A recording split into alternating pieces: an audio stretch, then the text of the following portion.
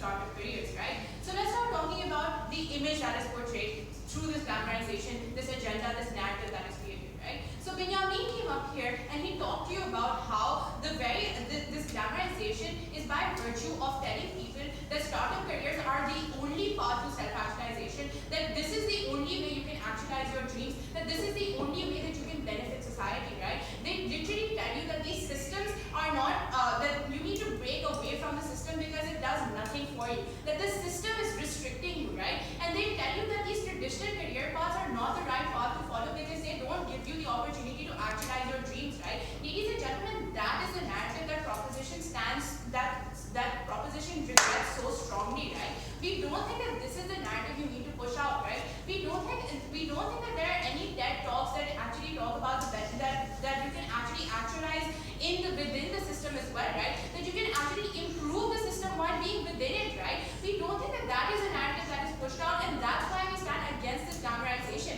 That's the problem we have with this glamorization, right? So when they come out here and harp on about how it's necessary to give this idea to people that they should be able to do what they want, that they should be able to actualize, that they should be able to go for businesses, we don't think that we on our side of the house, even we're not discouraging of businesses, right? We think that sure, if you want to go ahead and do a business, great. But this glamorization, this whole narrative that's created around it is a bad thing. And we as a state have a responsibility to our people to give them the true picture as well, right? Because at the end of the day, there are businesses that fail as well, right? It's not all flowers and rainbows as they came out here and talked to you about, right? There is hardship involved, but no one really talks about it, right? We think that those people who don't have the resources to make it big in this world don't actually get the benefit that they're talking about, right? And I analyze that in greater detail when I move on to my positive, right? But for now, this is the whole idea that we're talking about, right?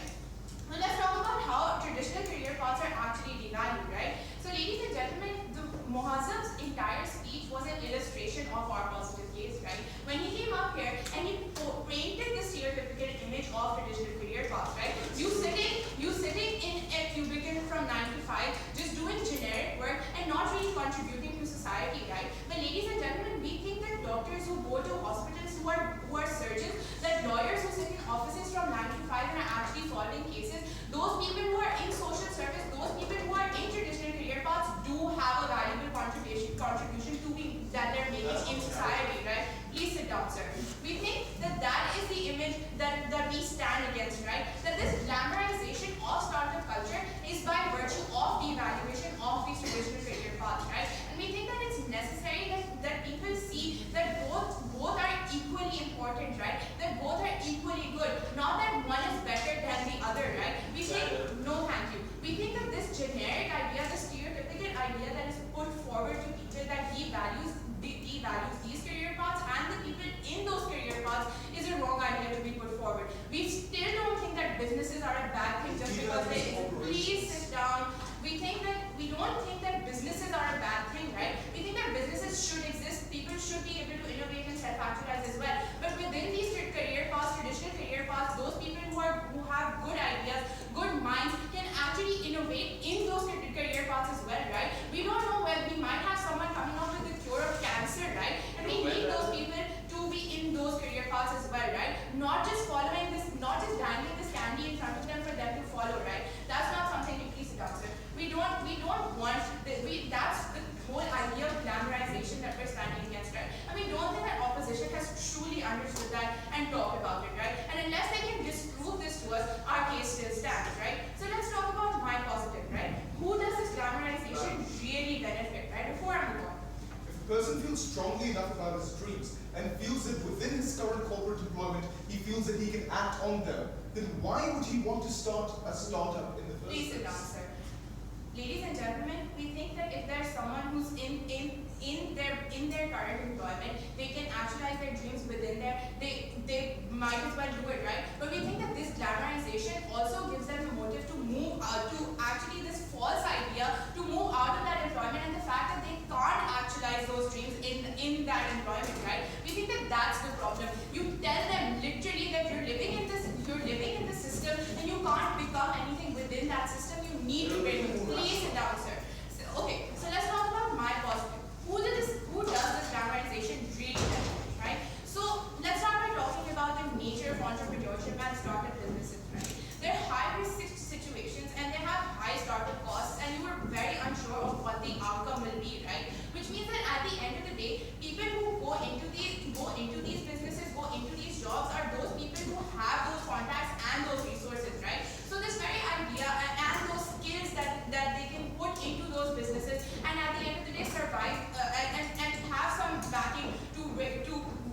brunt of failure, right? We think that at the end of the day, this whole idea of self-actualization that they're putting out for everyone and anyone is a complete fallacy in itself. Because at the end of the day, only people who have those resources at their disposal will benefit from it and make it big in the startup culture, right? We think that this promotes elitism, and only people from that particular socioeconomic background will go off, right? We think that at the end of the day, it's a never-ending cycle, right? We don't think that people living Kickstarter doesn't cater to everyone, sir, and I'm pretty sure a lot of people in Pakistan don't even know about it, right? So let's talk about all those people who don't have access to Kickstarter and other such startup campaigns, right? We think that scope is very limited, and at the end of the day, while you're portraying this image of glamorized startup businesses, we think that you put these you literally manipulate these minds into going towards these startup businesses that they actually don't have the resources to go towards,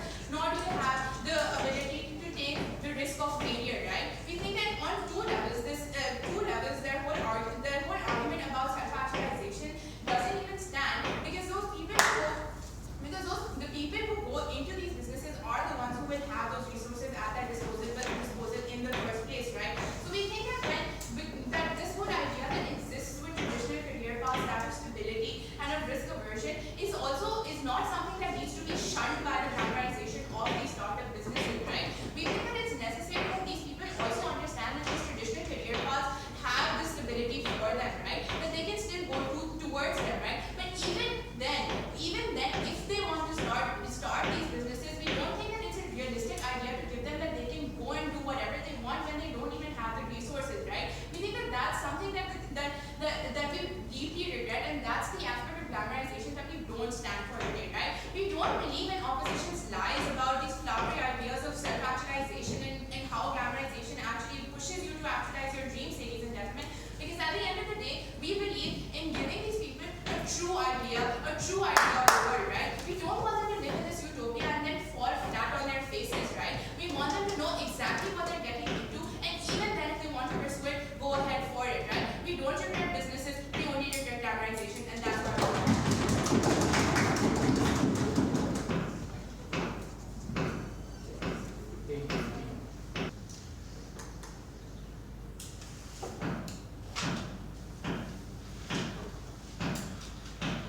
I don't want to sit in a great video wearing a gray suit, living a gray life. I don't want to follow my parents' dream of being a doctor or an engineer. Why can't I be allowed to take that risk? The thing is that we idolize risk takers. We idolize people who go out and break the barriers, and break the boundaries, and do new things. We idolize innovation. In fact, society needs innovation. So why can't we, normal people, be allowed to be the innovators, be allowed to be the risk takers and the barrier breakers? We tell you that there is an intrinsic value to startup culture. And that value isn't only for people who have money or resources. That value is for every modern working employee in the cubicle whose company now decides to take away the gray cubicle walls and replace them with beanbags. Who decides to paint the walls red because their employees might do better, might be more productive when they're living in an environment where they feel like their potential is being used to its fullest, where they feel like they are actually contributing to society rather than being blinded from the worth that they have as human beings. We tell you that is the beauty of startup culture. It tells us that we can be the gods that we idolize. It tells us that we can be the next Mark Zuckerberg or Steve Jobs that we all wish we could be. It doesn't matter what if you're not, because we all understand how important it is, right? We all understand the risk we're taking. It's getting to the path we follow, we should be allowed to take it, right? What is the harm in that? Let's deal with that in our two clashes. Firstly, is this false hope, right? The narrative that people are selling, whether or not it's true, whether or not people can achieve it. Right? What they're trying to tell us is that glamorization is something false narrative, right? The people are now deciding to, drop out of high school and say, I'm going to try and follow my dreams, and then are unable to meet it. Really, first and foremost, and what's it? Talk about this extensively. People are rational. They understand the risk that they're taking, the amount of resources that go on. They understand in simple, just TED talks and talk about the large amount of stories out there about, even Steve Jobs and Mark Zuckerberg living in poverty for a small amount of time before they went on to become the career gods that they became. Because the people understand that they are in fact taking a risk. They know the stories. Beyond that, the universities themselves are now offering courses that tell people that, yes, startup culture can be risky, but you can still do it. They still give us an answer to that, right? When we talked about the rationality people have, not everyone's going to start suddenly dropping out of high school because, I mean, they have it, right? We still haven't heard a proper answer. But secondly, it's not just that. It's that only people with resources, only people who are rich are going to benefit from startup culture. We do that's not true either, right? Remember the owner of Virgin Mobile, for instance, started by selling literally this huge records out of his dad's garage. He didn't have the resources, and he wasn't part of the rich upper class, but he still managed to become one of the richest men on earth. But secondly, look, Kickstarter and Indiegogo exist now, where people, literally common people who have a bright idea, can appeal to the populace and ask them, do you want this product? And the populace funds them to achieve that. And even if people in Pakistan don't know about it, that's just because it has been glamorized enough. We feel there is intrinsic value to glamorizing this name because it allows other people to achieve the dreams that they want to achieve. It allows other people to self-actualize. And beyond that, for like small indie filmmakers who start with $2,000 budget to make the next big movie and then get signed on to studios like Disney or Marvel and follow those dreams. To tell you, yes, every startup, every small business once started as a small business. And even Microsoft started out as a small business and then became big. To tell you, so what if it's false hope? You can still achieve those dreams. It's becoming easier day by day. When universities understand that now, more and more people are interested in this, they are now willing to provide courses that allow you to learn more and be more, be more smart about the way that you make a business. Because there's intrinsic value to this culture, right? But let's go to the second clash. Does it hurt or help traditional career paths? It does. It makes traditional career paths look subpar. Really, that's not true. Once again, startup culture tells you to do what you want. And if what you want is to follow a traditional career path, to be a doctor or an engineer, then you're all the better for it. Because here's the idea. Life in a cubicle is only valuable if you attach value to it. So if I feel like I'm contributing to society by working in an office job, then I will work in that office job. But there's something more important about it. I'll take you in a minute now. And the idea here is that, when I understand that I'm truly interested in then do that job, I will do it better. I will be the one innovating in those jobs. Secondly, it pushes companies and corporations to actually make the employees feel like they're doing something. It pushes companies to now harvest their full potential. Before I go on, yes, ma'am. If I want to work in a great cubicle, why are you making me feel like I'm inferior to you? No, we're not, madam. Here's the thing, right? If you're working in a great cubicle, it's because you don't understand the contributions you're making to society. When they talk to us about how social workers have, or even people working office jobs have great contributions, currently those contributions are hidden from them because companies simply take all the profit for themselves. What we're seeing now is companies like Microsoft or even Google start telling workers, or even companies like IBM telling workers to make their own ideas, to innovate in their own fields. They feel like they are in fact doing something rather than just working for the big machine. There's the company, right? That's the important part. That's the important thing that startup culture does. It changes the narrative. Because the narrative is harmful that says that, these office jobs are bad. Yes, office jobs are bad because they strip you of your own personal identity. They strip you of any chance you have of self-actualization. Startup culture pushes companies to change the way that they treat their employees, and that's important. It makes people who want to follow traditional career paths actually want to follow them, right? And that's what's important. Right? Let's move on to my own argument. I'm going to talk to you about how startup culture don't only benefit, as I also talked about the actual one in great companies, I'm going to talk about actual consumers and how it benefits the general populace I'm talking on three grounds. Firstly, how it provides great choice and control over the types of products that are available to you. Secondly, the quality of these goods. And thirdly, the accessibility that is granted by startup culture. Right? So first idea, choice. Startups allow something that's incredibly important. A direct relationship between consumers and producers. Because what have we seen currently in modern economic consumerism has operated under the control of monopolistic or oligarchical firms, right? These firms that control what everyone wants, that control the type of demand and supply that exists currently. Startup culture breaks away from that dictated choice, right? It's an indicator of literally of human choice and of consumer empowerment. How so? Because consumers cannot really actually voice their demand and then have someone out there through companies like Kickstarter and Indiegogo voice their demand and have someone out there say, yes, I do want to make this product and you can help me make it, right? Consumers now literally control the type of supply and demand that exists, right? But moreover, consumers can then say I want or consumers have niche markets, for instance, then consumers have control over whether or not those markets become bigger or not. Once again, we're making small DIY firms, selling them over things like Amazon or even their own websites. Startup culture is what allows this. It's what allows for consumers who have niche ideas or niche demands, things like small things from unique art to unique art, unique games like indie games and such, right? It allows for consumers to control whether or not they want them and how they receive them. But secondly, the idea of quality, right? When you have more and more startups, when you have more and more firms in the market, it's basic economics. There's more competition, which means that you have more and more companies that they compete against small tech firms competing against larger tech firms. So when you see like small companies start making 3D printers, what do you see? Companies like HP making 3D printers, they're literally affordable for everyone in their homes. Once again, the competition directly benefits consumers because now they have access to things that, under the propositions model, only the upper to middle class, only the upper classes have access to. Finally, the idea of accessibility and price. Because the more companies means more supply, means a greater incentive to appeal to larger markets. It means that even in our model, smaller niche markets that but want to have a large amount of resources capital to gain access to goods that otherwise they wouldn't have access to, now can gain them literally by having a working man's income. For all those reasons, because it helps your students, because it helps your thinkers and innovators, and because it helps your general consumers vote for the proposition. Work in this way, because great, we're not telling you should. You're allowed to break away from it. You're allowed to work in whatever way you should be working on. But just because you're not working in this way, you shouldn't be telling me that I am not accomplished enough, I am not good enough, or that I'm inferior to you because I choose to work there, because I want to work there. We think when they come up and tell us that these companies, these traditional jobs and big companies aren't letting you innovate and that's stopping you from self-actualization, we think they're lying to you.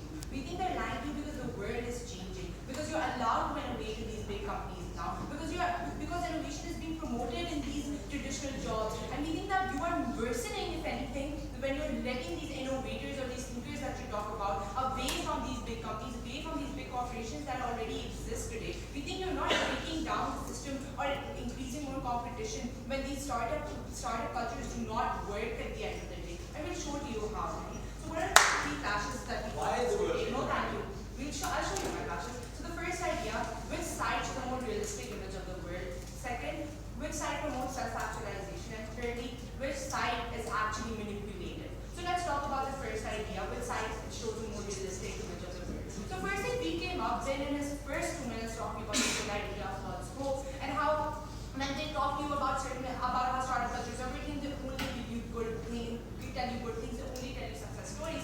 And that's not great because that isn't how the real world works. So all I have to say to that was, so what people should know what a success story it is. People should know how startup cultures work and people can follow their dreams. Ladies and gentlemen, we told you that's not exactly how it works, right? We think it's great for people who have success stories, but there are also people who don't. There are also people who make losses. There are also people who don't have something to fall back on because they do not achieve this physical surface, something I will be talking to you about, something they did not have anything to talk about. Secondly, they came up and also told us that no tech talks, they talk about the hardships too, right? But ladies and gentlemen, when do they talk about the hardships? Only when it's ending up in a success story. A person who is right now not hasn't achieved his success in the creative world, in the startup culture, will not be coming up and giving you a TED talk. It's always the person who is the CEO who is now successful, right? And we think that when they come up and they talk about the hardships that they once had to thank you, once they had, only aids to this glamorization, only makes it more dramatic, only attracts more people towards it, because it tells you that if you're having such a bad time right now,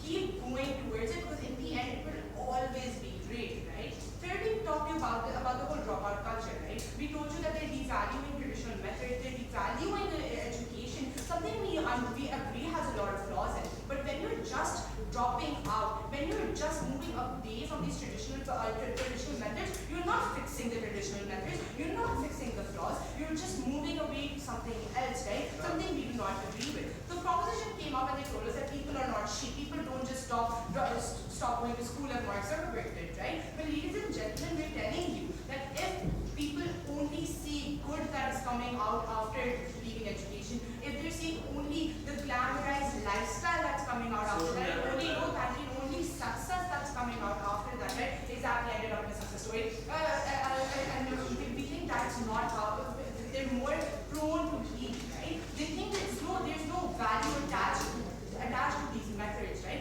And what happens when they don't value them, right? Everyone doesn't end up a millionaire, right? They drop out, they don't get the skills and the traditional methods that they're supposed to. And then when they start cultures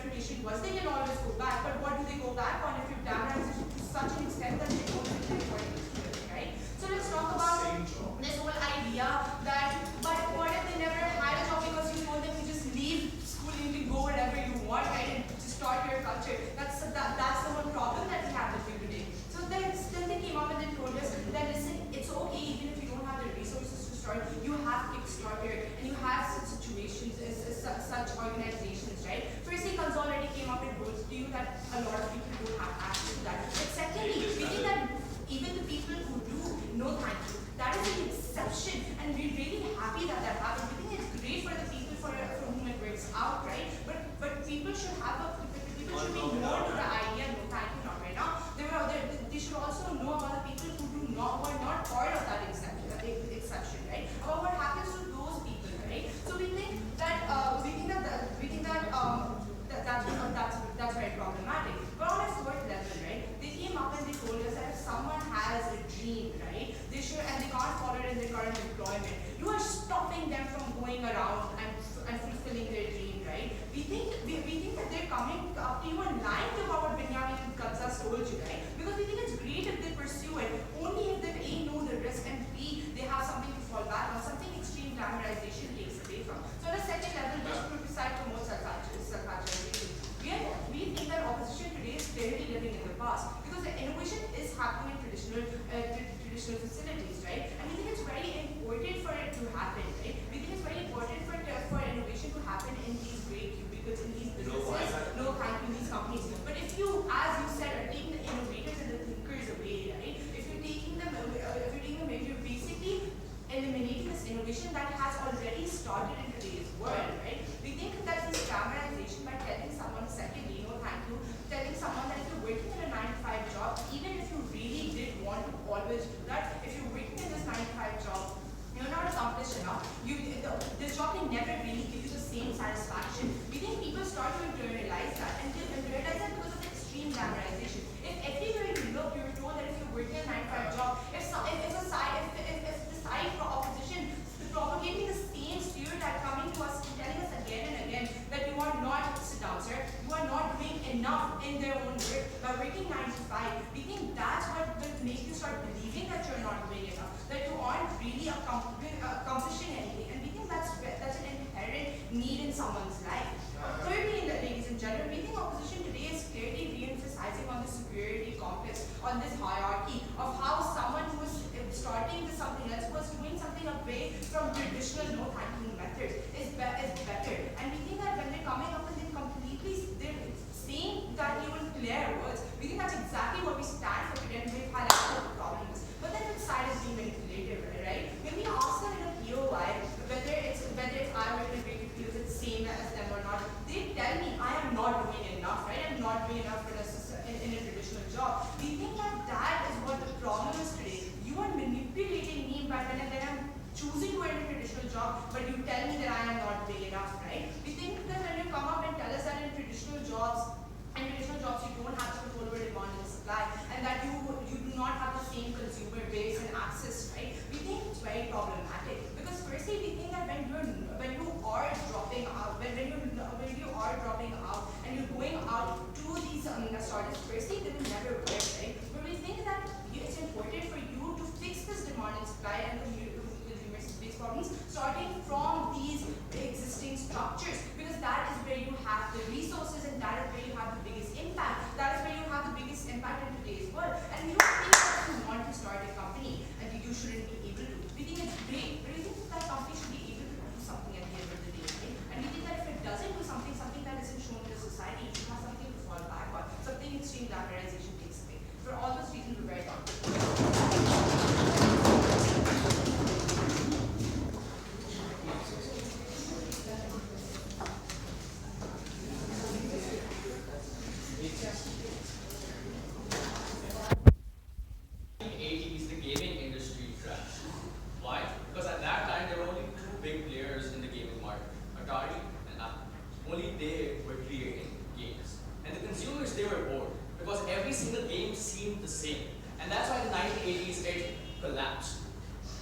But we still have video games today. How did that happen? It was at that time, ladies and gentlemen, that we had indie developers dropping out. They started to create their own games. They started making their own ideas, fresh ideas. Not all of them worked out, but a lot of them did. A lot of them managed to gather the interest of the general consumer. Video gamers started to play games again. And that's where we come into telling, ladies and gentlemen, that we think that the startups are completely fine. We don't have a problem. We think, ladies and gentlemen, that if they have the power to revitalize the entire industry, if they lead to the propagation of new and fresh ideas, and if they do cause consumer benefit, which was startup sector argument never dealt with, by the way, and actually have a tangible benefit, why are they so bad? Why is this culture of glamorizing them to try and encourage more people to try and do it, why is it so bad?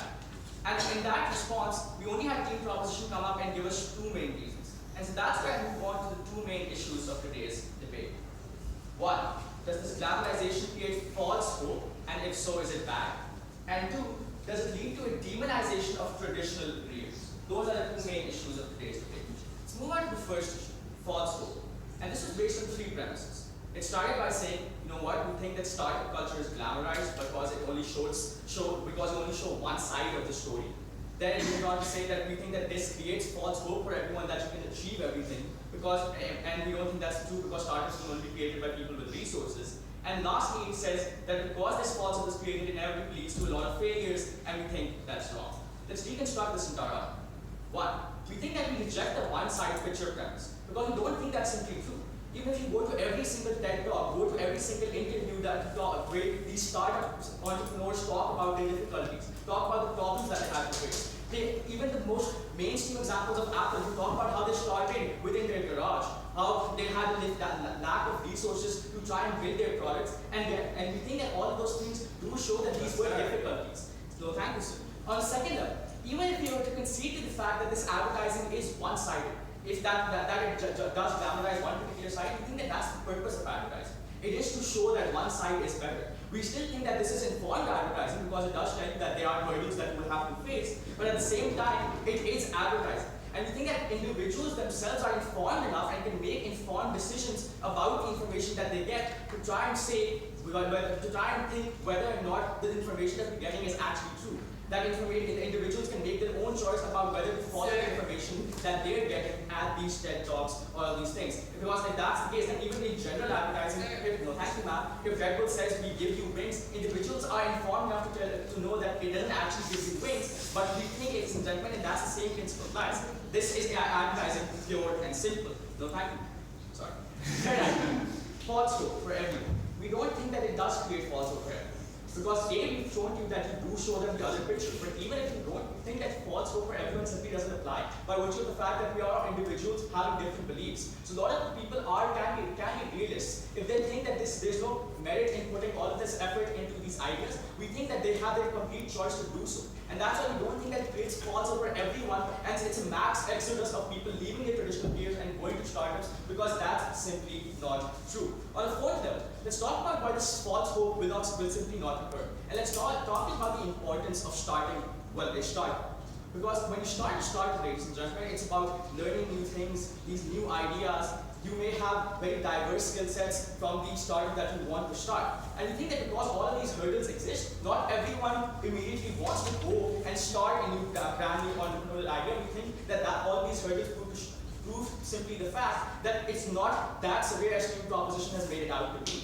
On a second level, we think that's because all of these hurdles do exist, giving them this hope is actually a good thing. Because it actually tells you that, yes, all of these difficulties are things that you may have to face. But even if that's the case, there is a chance that you may be successful. There's a chance that your ideas can get to the consumer base and they can actually benefit them and you can gain money off of it. So even if this hope is created, we think that's a good hope, not a false hope. Fifth response. When we talk about, no thank you ma'am, when we talk about this false hope, we don't even think that it is false hope, ladies and gentlemen. Why? Because when you talk about people that feel strongly enough to, no thank you ma'am, to go and start a startup, we think that they're not just simply basing this entire idea on their own whims and sudden decisions. No, they think about it. They invest a lot of time into it. They think about the idea that they're going to create, about how their skill sets are suited to those ideas. And because of all of these reasons, we think that it's not an impulsive decision that is almost in every single case going to fail. We think that they have a chance to succeed. And also, when they talk about the second line of argument about how we think that these people have resources and only people with resources can be successful in startups, not everyone else, we simply don't think that's true. Take the example of literally every startup you want. Naughty Dog in the video game industry, Apple and Steve Jobs, those people did not have resources to begin with. These people were like the average individual, but they had fresh ideas, they invested in those ideas, they failed many times, but in the end, they did succeed. And that's the idea that we want to bring to you. Before I move on, go Do you ahead. think innovation is important in traditional career jobs? Yes, we think it's important, and we're going to prove to you why in our cases, why we're going to, with that innovation does come to traditional careers, and that's a good thing as well. Before I move on to that, however, let's deal with the end of this issue. Even if we were to concede every single thing and say, okay, in every single case, these startups will be a failure, we still don't think that that's a bad idea. Why? Because one thing is the person's choice if they really want to start one. On a second level, even if they fail once, they can try again. A lot of these successful entrepreneurs today did fail many times when they're trying to implement their idea, but we think that it's a process that has to go on again and again. And if they fail once, they can try it again. And the last idea, even if they fail, why can't they revert back to their old job? Why can't they go back to a traditional career? And here's where I move on and segue to my second issue. Does it lead to a demonization of traditional careers? Because their logic was, we think that they can't go back to their old careers because these careers are simply not things that they want. Not things that they simply want. And the premise that they made their argument on was, we think first, glamorization of startups leads to a de-glamorization of traditional careers. Two, this propagates this narrative that people with traditional careers are inferior. And three, it leads to the downfall of traditional careers. Deconstructing this entire argument again. One, why? Why does glamorizing startups necessarily have to de-glamorize traditional careers? That was a thing that they never proved to us. We think if one thing becomes popular, that does not necessarily mean that the other thing has to become unpopular. It can remain in that same position. We didn't get that idea. On a second level, even if, ladies and gentlemen, we agree to the idea that it promotes this narrative that they're not creative, not inferior, we don't think that that can happen. However, why? Because one, they think that these companies can also be creative. The innovation that we talk about, yes, we think that that can apply. And so if people think that their companies provide them with enough of innovation and creativity to satisfy them, they can stay in their jobs and choose these traditional careers over, let's say, starting a new startup. On a second level, if you're talking about these new, fresh, creative startups that have just been created, that are really, really new, people also work for those startups as well. So if you're talking about creativity, we think that that creativity can also apply in that. On a third level, when you talk about the evolution of traditional careers, we think that because the glamorization of startups, it has actually led to even traditional careers becoming more and more involved with your general people because they want to compete with these startups and compete in this entire economy. We think that that also means that these people do not, in every single case, demonize traditional careers. On the last level, we think, ladies and gentlemen, because of the simple fact that not every single person is same. Some people just may want to remain in a traditional career because they like the money or they like the cost. Not every single person will want to demonize the traditional career. For all of those reasons, for the simple fact that we've proven you that this glamorization is good and it does not lead to a demonization of traditional careers. What else?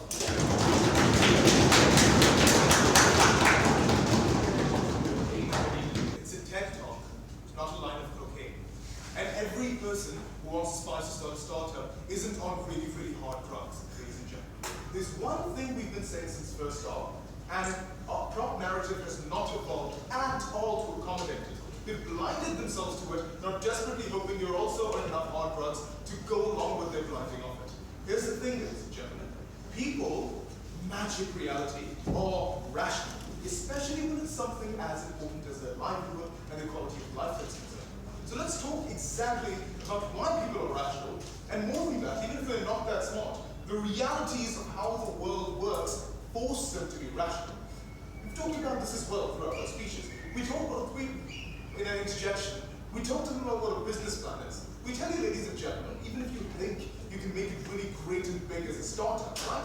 We think that it's very likely that the person will not immediately, after watching a TED talk, without even having an idea, or considering how feasible that idea is, considering how likely it is that he'll get a loan, considering how receptive the market is to his idea, going to it, ladies and gentlemen, just suddenly saying, well, I'm dropping out of school, I'm dropping out of my current form of employment, because you know what, I heard one TED talk, and I am guaranteed success, even though that TED talk hammered in a number of stages in which that entrepreneur was presented with success and could easily have failure and could have easily fallen to failure, ladies and gentlemen.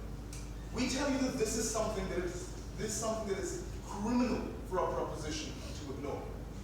Let's talk some more about how people can use their rationality to deconstruct their ideas of how we're putting down other jobs and how we're restricting or further confining and limiting people in traditional employment roles. Here's the thing, ladies and gentlemen. Ideas of starting a startup and the liberation that it offers you only appeal to you if you are not satisfied or highly dissatisfied with your current form of employment. If you're a very highly earning lawyer who's well recognized in traditional employment, you will not want to suddenly jump out of this and start a startup that may well fail, ladies and gentlemen, because you're getting self-actualization out of it. You're getting economic benefit out of it. Two metrics that we pointed out to you in the status quo. At the same time, we think that if the company you're working for is already receptive to your talent, is already receptive to your ideas, already involves you in the production process and makes you feel involved, ladies and gentlemen, again, the so-called candy bait of startups isn't going to appeal to you nearly as much,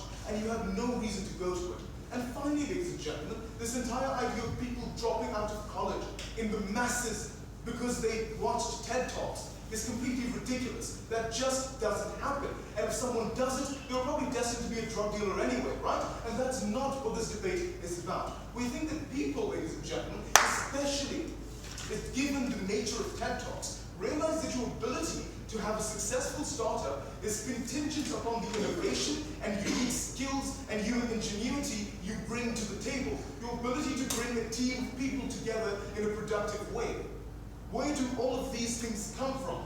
They come from work experience and they come from education. If anything, it's going to incentivize you to study more, to work more, and to build up your individual talents as much as possible, as opposed to throwing them away because, well, you're on TED, ladies and gentlemen. So, for all of these reasons, we think these ideas are completely ridiculous. But then let's talk about this completely distinct idea of how you're putting down people in traditional employment roles.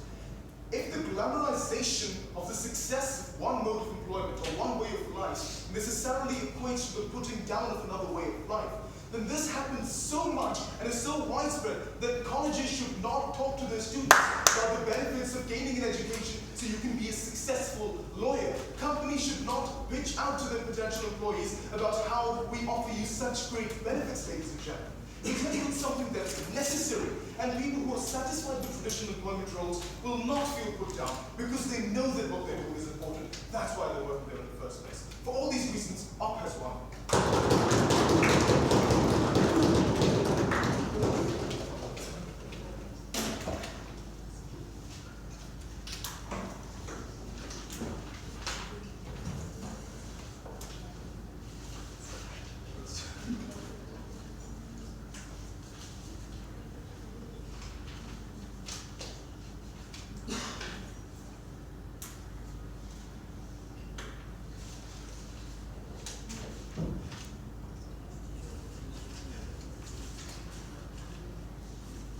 Ignoring the fact that half of their case came up in reply speech, I'm going to move on to my two clashes that this debate has come down to, right? The nature of glamorization and better innovation, whose word provides it, right? So ladies and gentlemen, let's start from the beginning. The nature of glamorization. We came up here and we told you that this glamorization, the word by its very definition points out the fact that you only present these people with one side of the narrative, right? You never tell them what the bad side is. You never really tell them what they're going into, right? So when they come up here and they tell us that people are rational decision makers and they will make the decisions for themselves, we think that they never really informed of both sides to make that rational decisions, right? To make that rational decision in the first place, right? We're not saying that people are sheep, but we are saying that they're susceptible to manipulation, right? And when you feed them 10,000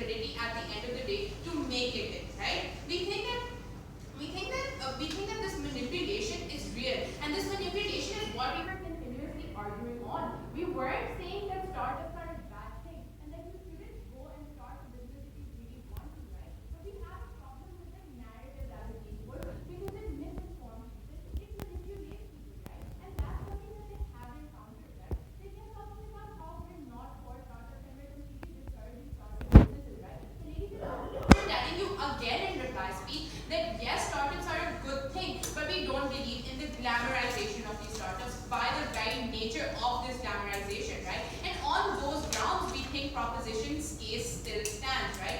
Then, on a second level, right, this glamorization, ladies and gentlemen, is also dependent on the de-glamorization of other traditional career paths, right? We kept talking about how they put forward this idea of superiority and that you're really not anything if you're sitting in a gray cubicle doing a 9-to-5 job, right?